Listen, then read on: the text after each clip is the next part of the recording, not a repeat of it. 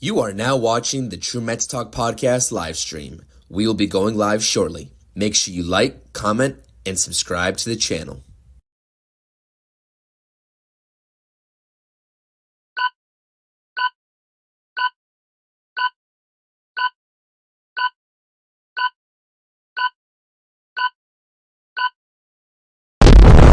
Down the right field, stumbling start for Stewart. It's drilled to deep left field by Alvarez.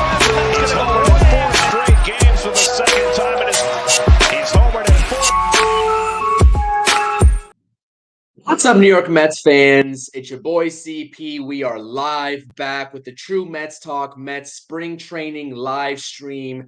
Post-game recap. That is a mouthful to say, but I hope you all are doing okay. Hopefully my Wi-Fi holds up for this stream. If you see me lagging, let me know in the comment section throughout the stream. I definitely appreciate it. Still trying to get adjusted to my new setup. I definitely appreciate the sort of lookout for you all in the comment section. Let me know if you all can hear me good or not. Testing this out as we go live.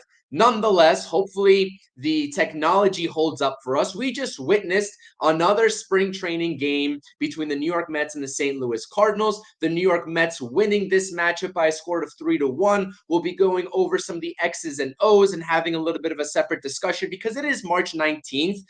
We are 9 days away from opening day, and March 19th is also known as Jeff McNeil Day. I put a podcast episode pre-recorded out there talking about Jeff McNeil, some updates on Jeff McNeil right before this game. If you missed it, make sure you go check it out on the channel as soon as you're done watching this. But nonetheless, wanted to get into some of the comments here. I appreciate everybody tuning in, like I said, to these post-game live shows. I can't wait to do these throughout the regular season, not only post-games, but pre-games. And if you all did not see yet, we officially have the announcement of the schedule through March and April for the Amazing Mets pregame show live between myself and Rob. Obviously, we announced that we are going to do this pregame show throughout the whole entire season. Obviously, you can see the disclaimer at the bottom. All pregame streams are subject to change or get canceled, but nonetheless, we are trying to go live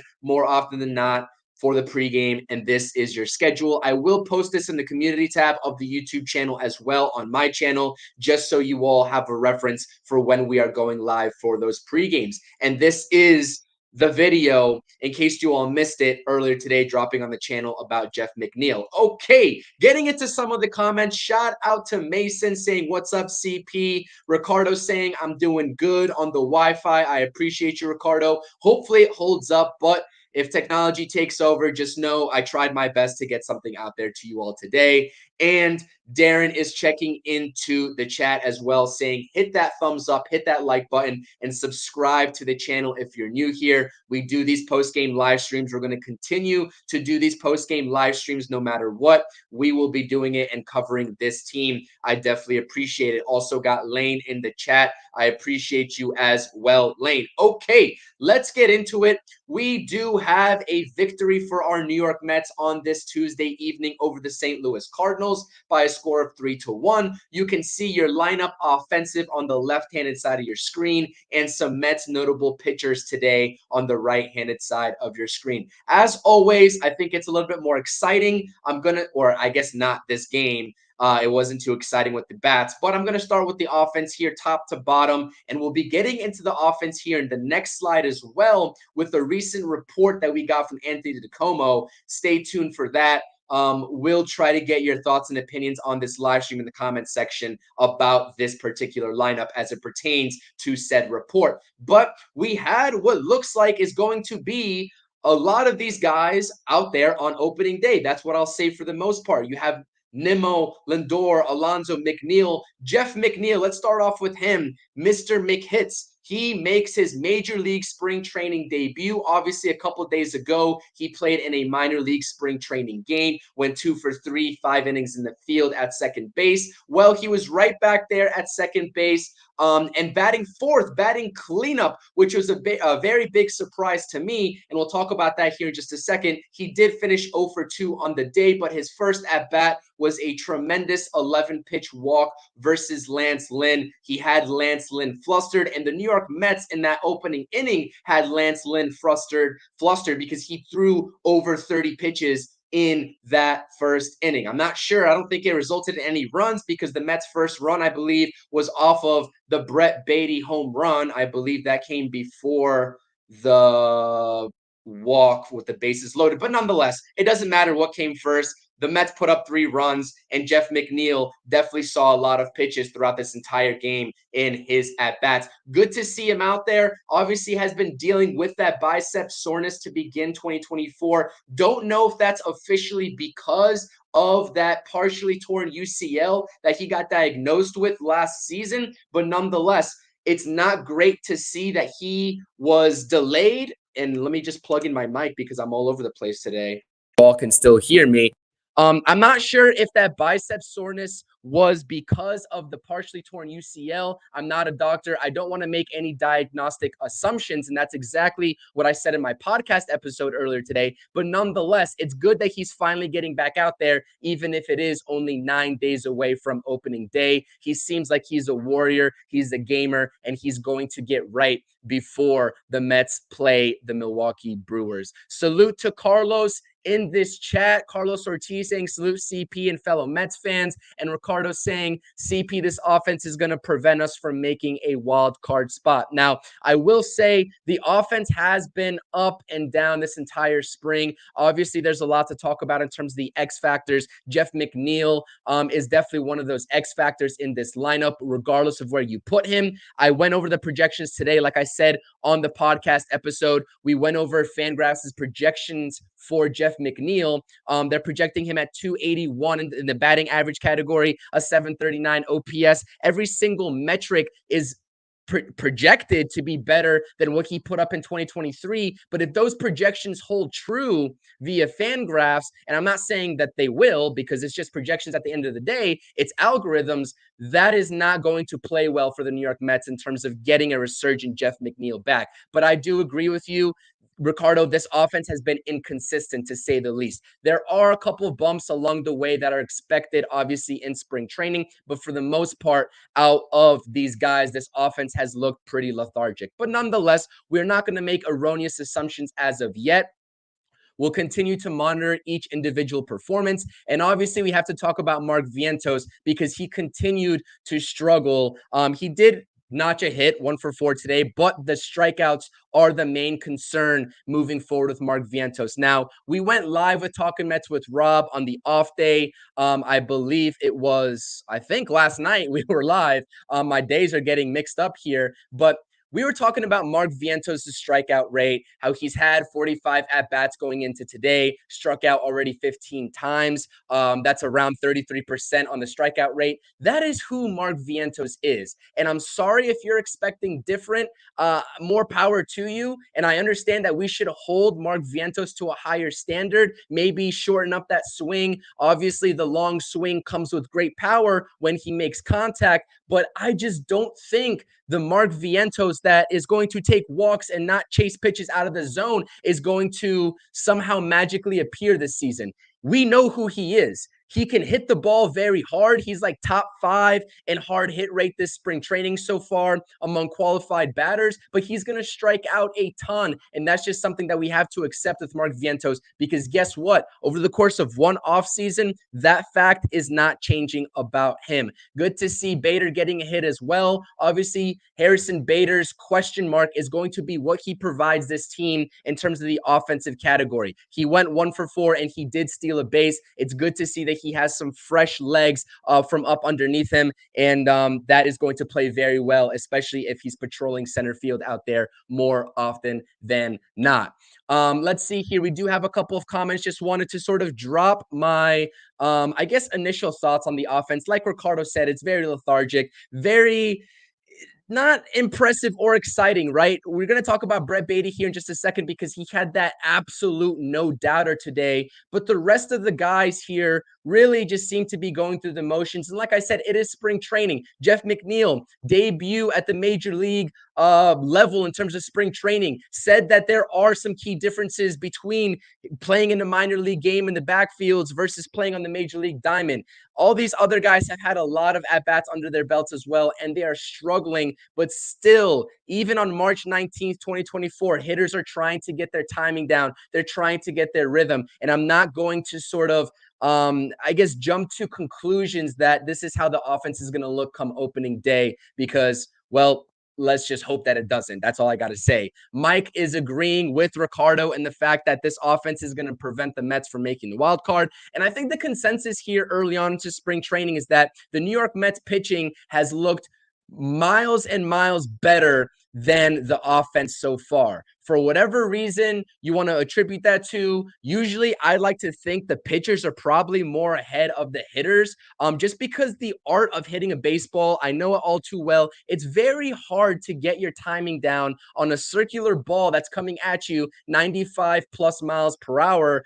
For the most part, it's very, very hard. And trust me, the science behind it is just simply one of the hardest things to do, especially getting that timing down pat. So there's no doubt in my mind, a guy like Starling Marte is still trying to get his timing down. Even Pete Alonso, who's been raking and has cooled off just a little bit in terms of the numbers go and how the numbers go in spring training, these guys are all still trying to get their timing down. But nonetheless, 9 days away from opening day, it's going to be put up or shut up time very soon. And I will not and cannot make those excuses once opening day comes around, because that is the real deal when game one hits. Like I said, not much else to be excited about from the offensive standpoint.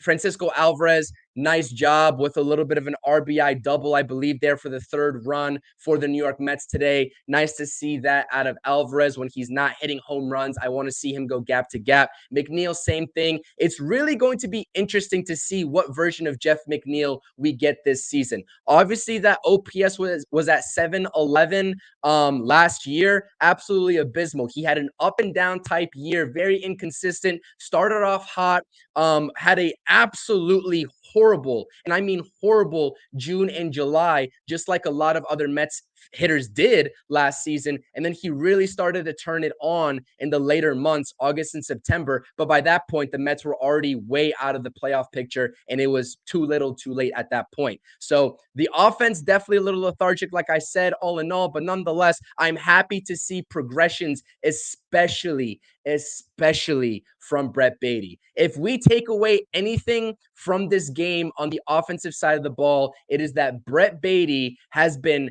looking very good since March has hit in spring training. I'm not going to go through the numbers in terms of what he's produced in March. It's out there on Twitter for you all to look up, but he has been a night and day different player in the month of March versus those first 6 to 7 games in February. Now, how much stock are we putting into that?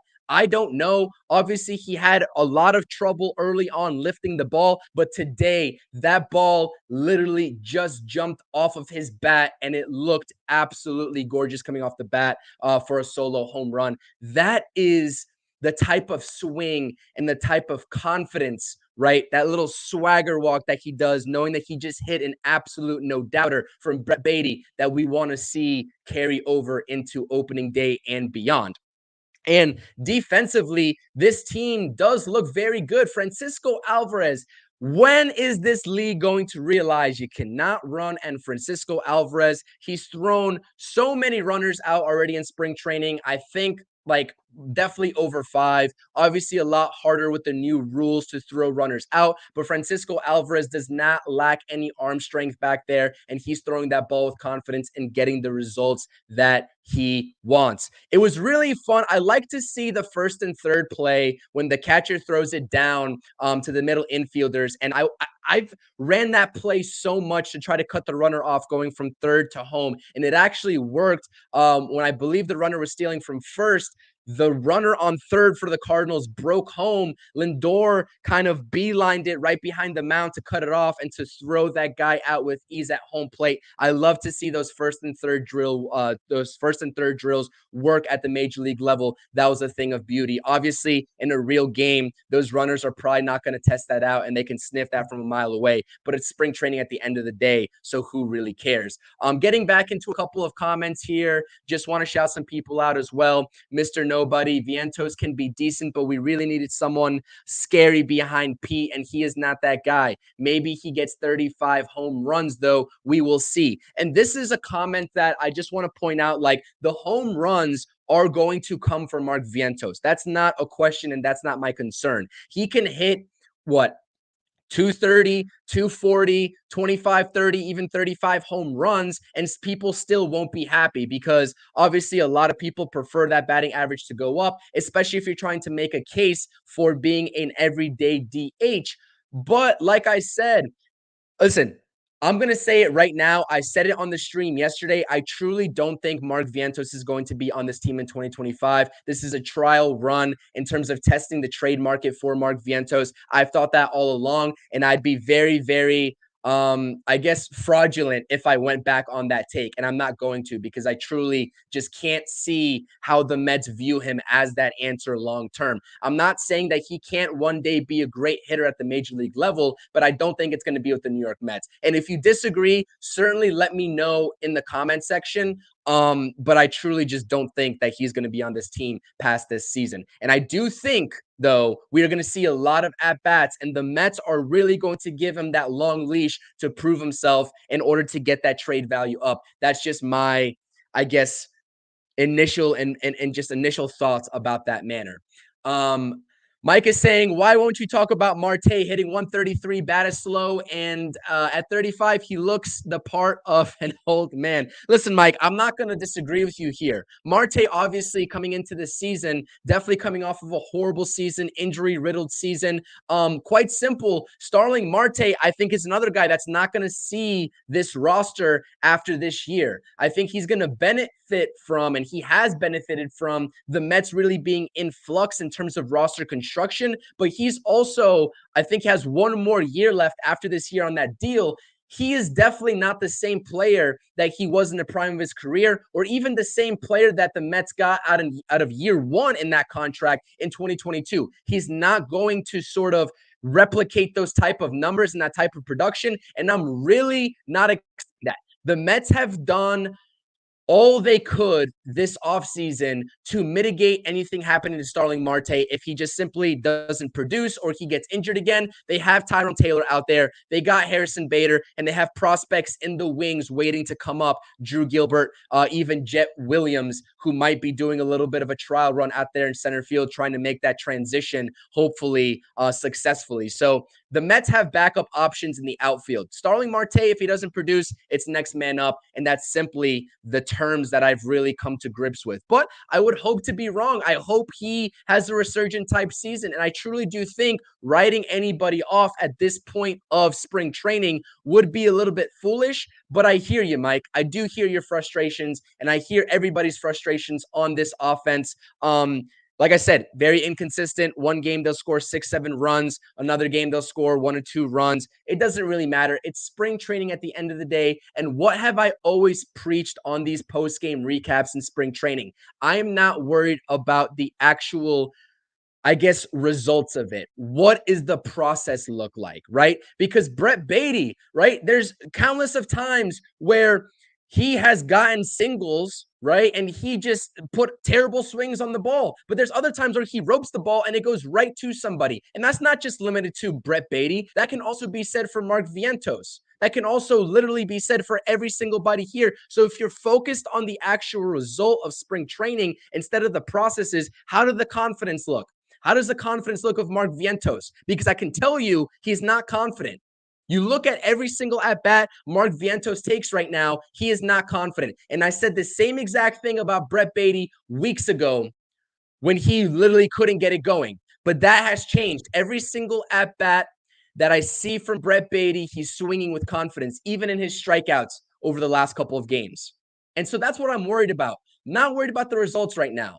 But I understand that a lot of people are. I do understand that. The Mets have to be worried about results because that is an indicator clearly of what might be to come. But I hope that you all understand like what I'm trying to put down here in terms of taking spring training maybe a little bit too seriously, but also I guess somewhat putting stock into it because at the end of the day, this is professional baseball and we have to make roster decisions like Carlos Mendoza was alluding to before the pregame when he did an interview saying they're still judging who's going to get that last roster spot. Now, we'll talk about it here in the next slide before or after I get into the pitching, but that DH spot is going to see Mark Vientos there. We're going to see Mark Vientos in that DH spot. We can forget about JD Martinez. That ship has long sailed. It's not happening. Everybody, please forget about JD Martinez. I've been trying to tell everybody that for the last couple of weeks. I'm not buying into what John Heyman's saying. I don't care. Steve Cohen literally put it point blank in our faces that the young players will play, and that is Mark Vientos, presumably who he's probably talking about. But a guy like Ji-Man Choi, who's steadily just proving everything that he has been in years prior of his career, a solid veteran bat that can supplement a Mark Vientos in that DH sort of platoon role. I think he has the clear edge over a DJ Stewart who's been struggling in spring training and also has an option left. Ji-Man Choi is making a serious case to be on this opening day roster, and I would be very, very, very shocked if Ji-Man Choi does not find his way onto that 26-man opening roster. 26-man opening day roster, excuse me. We got Sanders checking into the chat here saying Soto's going to be in right field next year. I understand the whole Soto talk. I'm not going to get into it. I probably will drop a video on that at some point this season, but we need to let this man play the full season out as a Yankee. If he tests the free agent waters and the Mets are in on him, fantastic. If not, then he got re-signed. And that's what I predicted all along. But nonetheless, we'll see if the Yankees actually pony up to offer him that huge contract that he's going to want, or Scott Boras continuing that hardball route with these owners and these GMs with Juan Soto as his client. We'll see.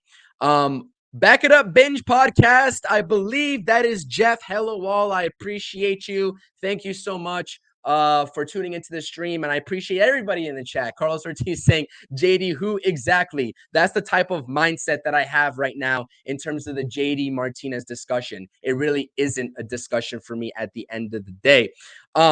Patty's checking into the chat, member of the channel. Patty, I appreciate you. Mets don't need JD Martinez. Mets must do the plan. Let's go. Yes, absolutely. There is a plan. Steve Cohen has said there's been a plan all along. David Stearns has said there's been a plan. But everybody that's a Mets fan that is still wanting JD Martinez doesn't want to actually see that plan come to fruition. Now, I understand it's an argument to be had putting the best possible roster out there come opening day. I understand that. But what do you do with a Mark Vientos? Do you just stash him in AAA and just hope that you get a bag of balls for him when it's time to trade him?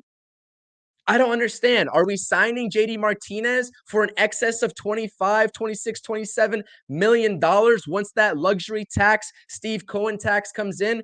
Listen, that's all I'm going to say about JD Martinez. You all know my thoughts about that. It's not happening. And if it does, then I'm wrong. And I will admit that right here on this very stream on my platform. But let's talk about the pitching today. I'm sick of the JD Martinez discussion at this point. Let's talk about the pitching today. Sean Manaea looked extraordinarily good, and he's putting together a very sneaky, impressive spring training, 3.09 ERA. If you care about the actual ERA of these pitchers in spring training, he looked great.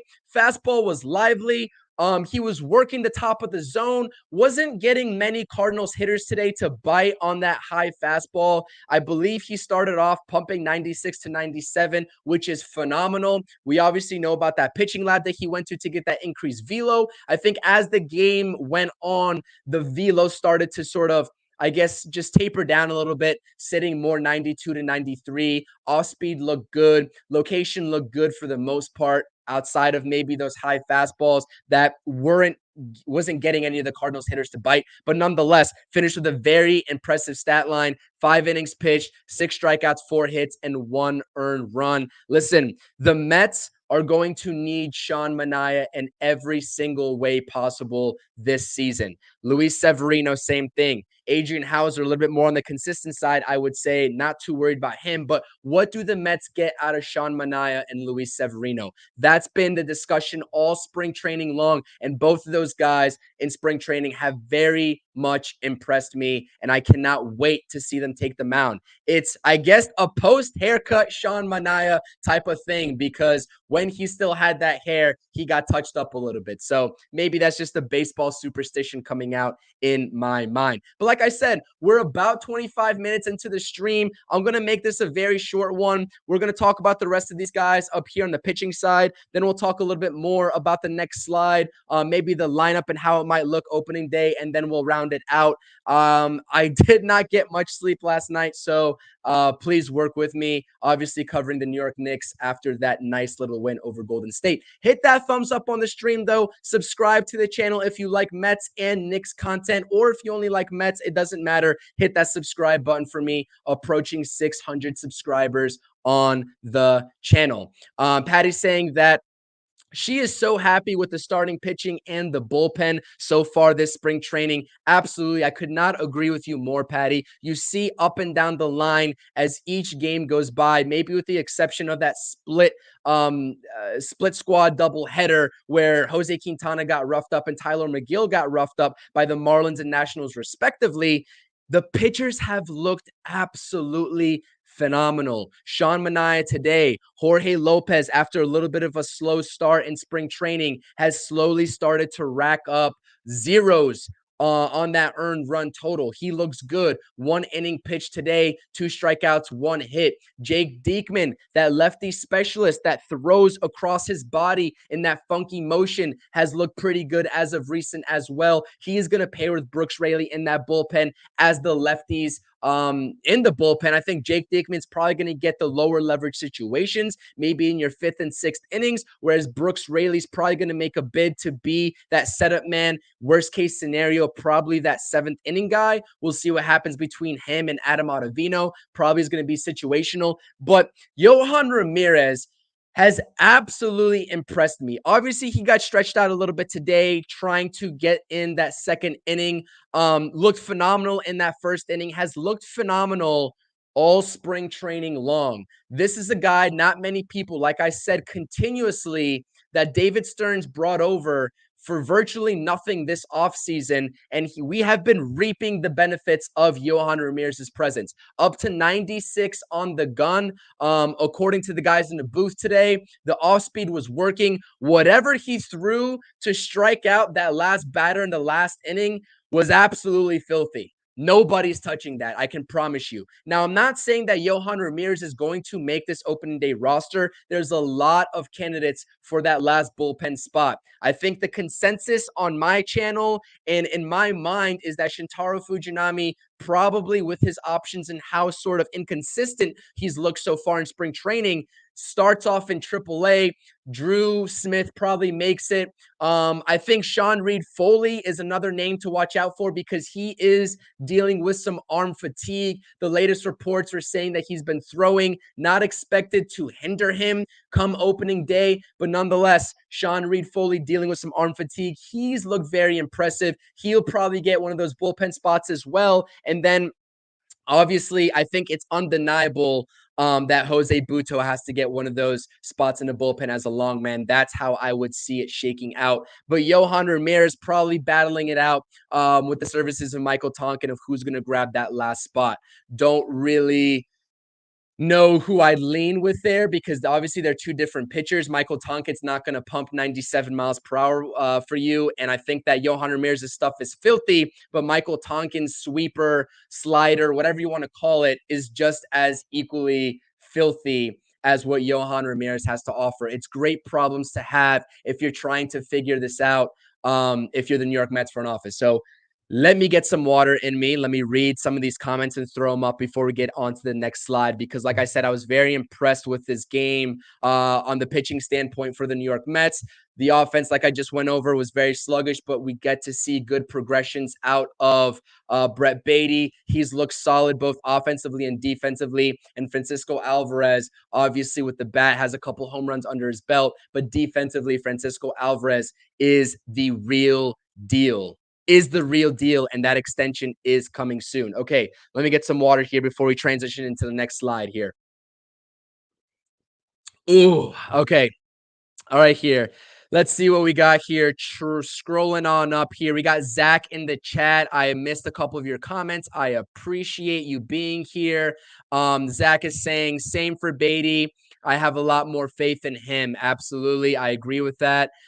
Zach is also saying that Marte is done after this year. I think it's undeniable at this point with who the Mets have coming up. I think they're just going to eat the rest of the money on that last year of his deal, and they're just going to set him loose because really when you have these prospects coming up, it is like, and especially if Sanders is correct, right? If the Mets really do, and these reports are true that they're interested in Juan Soto, that'd be another outfielder coming into the fold of things. Combined with the prospects coming up, the roster gets very, very constricted. And you also have Tyrone Taylor, who's under control for the foreseeable future as well. Yet another outfielder to take into consideration. So I truly do think Starling Marte's days are numbered unless by some miracle he puts up a phenomenal season and saves that last year of his deal. I do think the Mets cut ties there. So great points by Zach.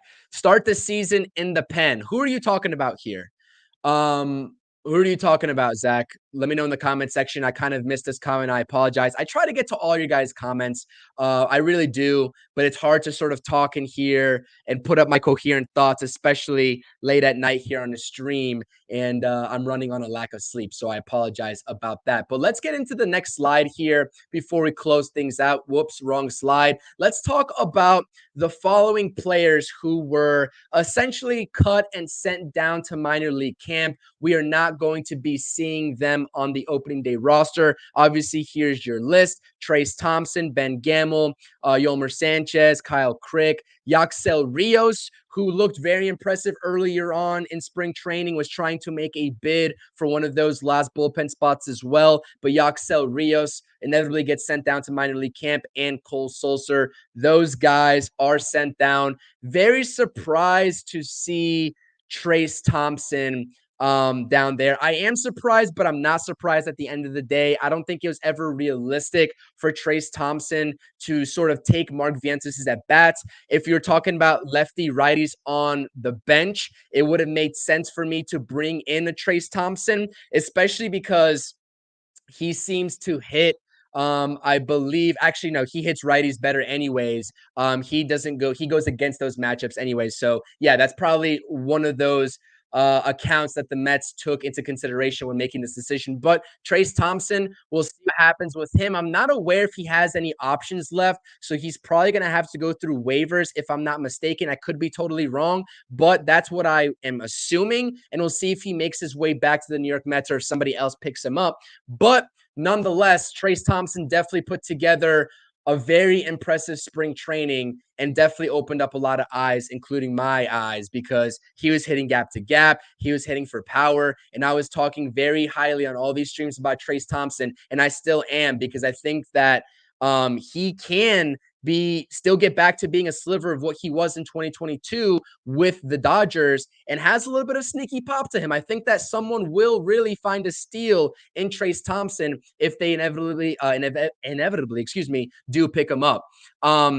Let's see. Yeah, Anthony is right here. Like I said, regardless of what he put up numbers-wise in spring training, he was never going to make this roster. I, for some stretch of the imagination, just saw Joey Wendell and Omar Narvaez being your lefty bats, and that's where I was like, okay, if you want to carry two righties and make it an even split with Mark Vientos as your other righty, that's where Trace Thompson could have played into effect. But seeing how much Mark Vientos has struggled in spring training so far, it only makes sense that Ji-Man Choi, coupled with his performance, is that lefty to supplement Mark Vientos as that platoon DH.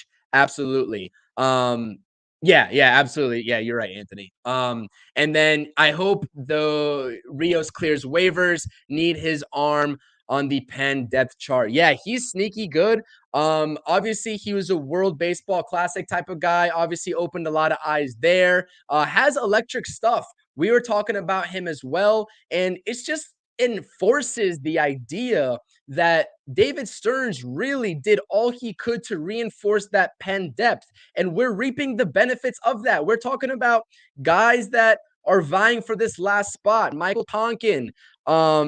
We just talked about Johan Ramirez. We've been talking about Austin Adams. All these guys who are vying for that last spot are finds of David Stearns. And he really just has like that capability of just going out there and finding these arms. He's done it in his whole entire tenure in Milwaukee, and we're seeing that in his first offseason as acting GM and Pobo of the New York Mets and finding these gems of arms. Now, like I said, when you take a look at these Penn arms, what you have to take into consideration is the options that are available. Sean Reed Foley is a name that doesn't have any options available. So you can't lose out on him because someone is definitely going to pick him up. That's an electric arm, and we've seen it in spring training. He's going to make this team, if I had to guess. And it just gets a little bit squirrely when you talk about other guys that may or may not have options. Michael Tonkin, another guy. We'll see if they prioritize him because he is out of options as well. Johan Ramirez, I believe, is out of options as well. So that would suck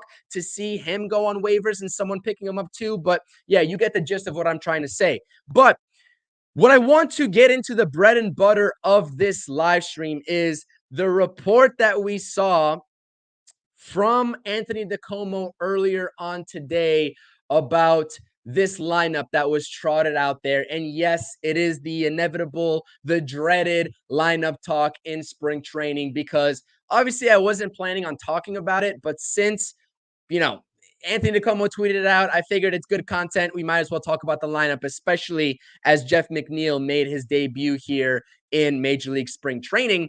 Anthony DiComo put a tweet out there earlier today saying the Mets lineup tonight is quite likely to be the one they use on opening day. Now, I don't want to hold Anthony DiComo to this tweet.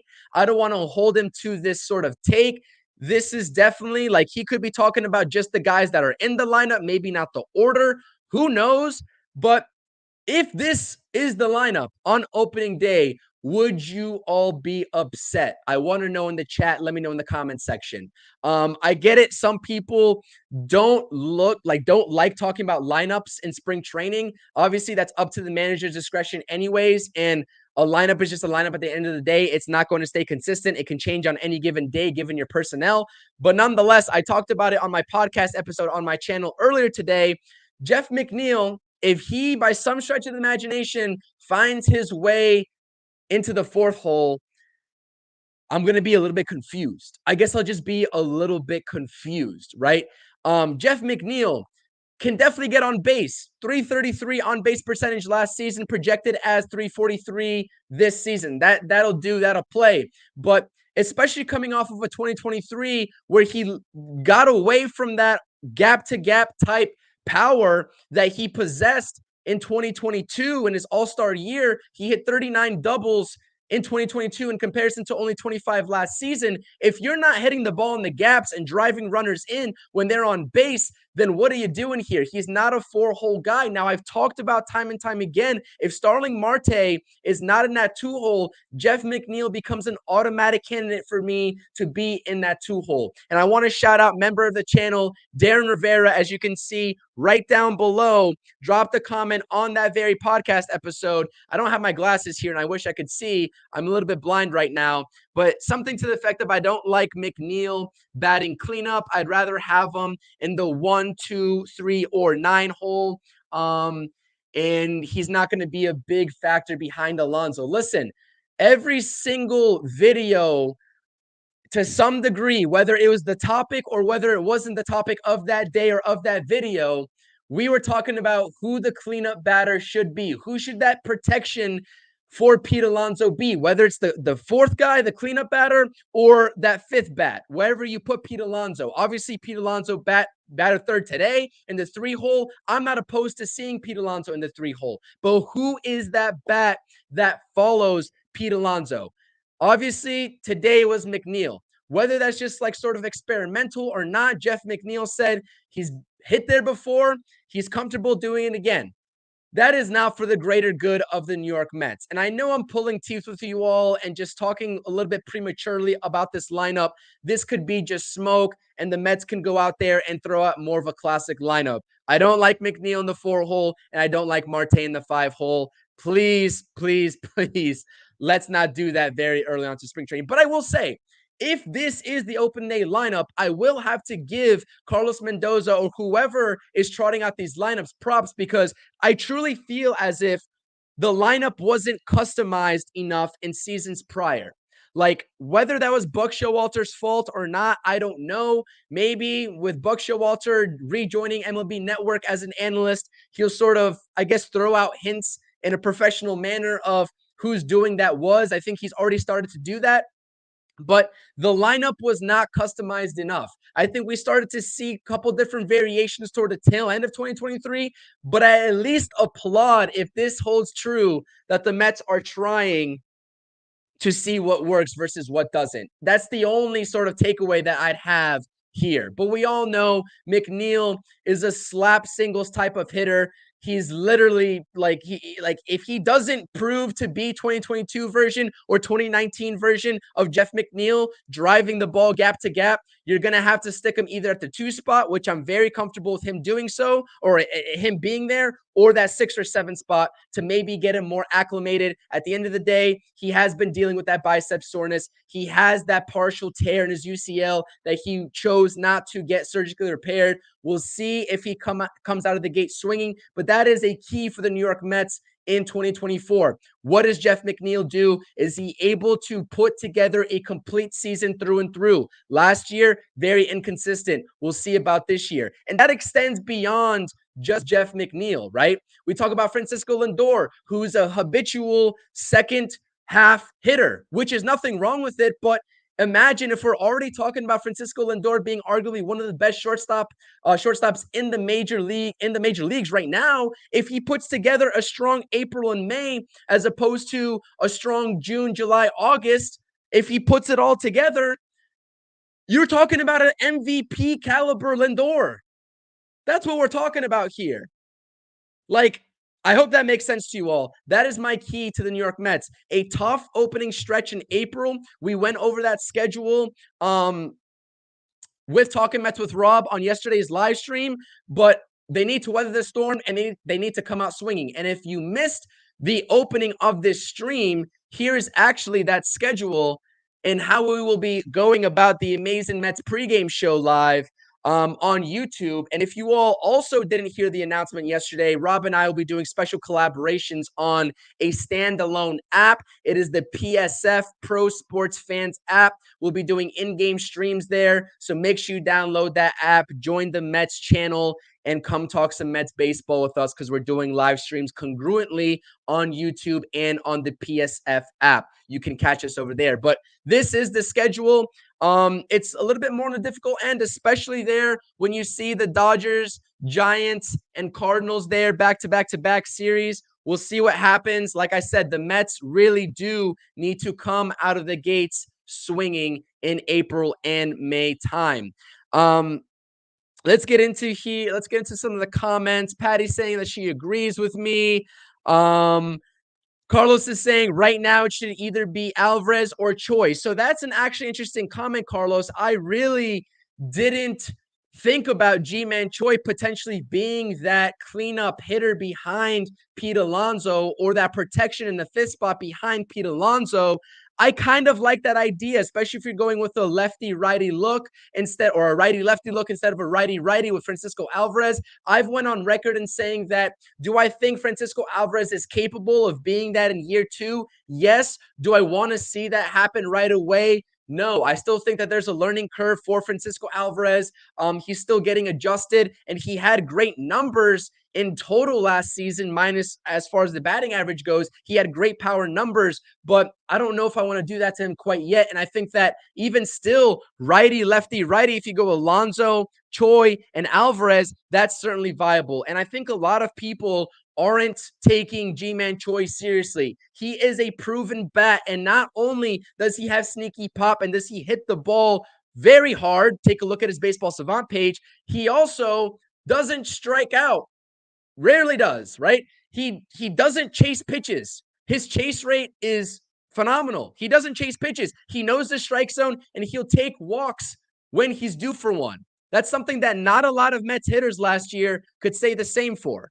So that is an underrated aspect of Ji-Man Choi. Fully expect Ji-Man Choi to be a part of this opening day roster. But like I said, Mets are victorious by a score of 3-1 today. And yes, Patrick, absolutely chiming in here. Ji-Man Choi is a professional hitter. Absolutely. I agree with you on all accounts. Darren here, member of the channel. If McNeil was more like Keith Hernandez driving in 90 runs, he would be a good 3-hole hitter. Yeah, Jeff McNeil has everything that you would want in a top of the order hitter minus that power, right? And I'm talking about like more of your like 2, 3, 4. You would like to see gap to gap there, but he is like, if the Mets were to trot out Jeff McNeil as the leadoff batter, I think that there's a couple of better options out there available. One being Francisco Lindor, and two being obviously Brandon Nimmo. But if the Mets tried out Jeff McNeil at the leadoff spot, regardless if he's a free swinger, he gets on base, and that's one thing along with Brandon Nimmo that you can come to expect out of Jeff McNeil. He doesn't do it as high of a rate as Brandon Nimmo, but I truly do think, as a little bit of an unpopular opinion, because I know a lot of people would disagree with me, Jeff McNeil as a leadoff hitter doesn't sound too bad to my ears. Sanders is making a bold prediction. Alvarez will hit 35 home runs. I sure hope so.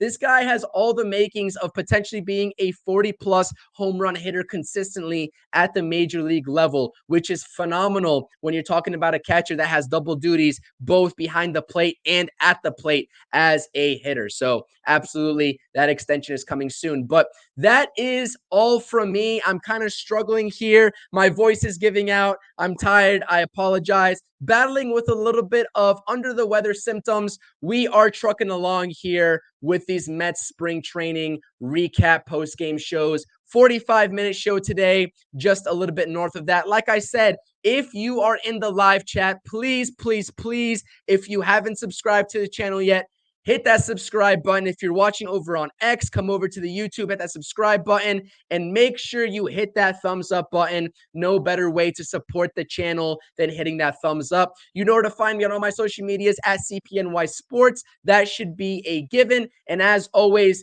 as soon as you're done watching this, make sure you go check out the channel membership options. If you've been seeing Darren comment in the live chat, you get those special emojis. Polar Pete Alonso, Francisco Lindor with the Puerto Rican background, and the put it in the books emojis, which I'm going to ask you all to spam when the New York Mets start piling on wins in 2024. Okay, that is enough from me. I appreciate you all. It's been another episode of the Mets spring training recap. We got Junior in here in the chat. Damn, CP, my bad. I didn't see you were live. My bad. No worries, Junior. I appreciate you. Always a regular listener. You're always good here.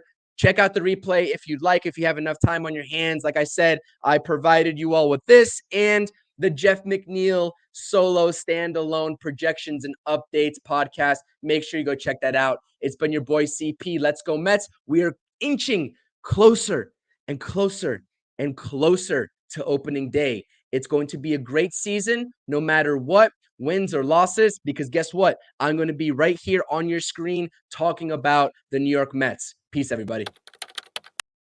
Thank you for watching the True Mets Talk podcast. Make sure you're tapping on that notifications button and checking out all the latest content on the channel. Thank you.